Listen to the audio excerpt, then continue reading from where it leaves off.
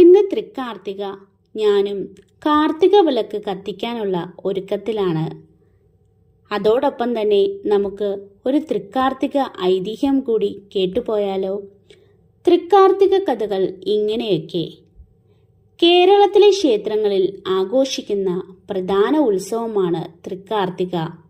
വൃശ്ചിക മാസത്തിലെ കാർത്തികാദേവിയുടെ ജന്മനാളാണ് ഇന്ന്.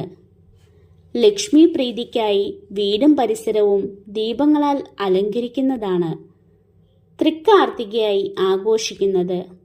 മഹിഷാസുര നിഗ്രഹം കഴിഞ്ഞു വരുന്ന ദേവിയെ സ്തുതിക്കുന്നതാണ് തൃക്കാർത്തികയായി ആഘോഷിക്കുന്നതെന്ന് ദേവീപുരാണത്തിൽ പറയുന്നു.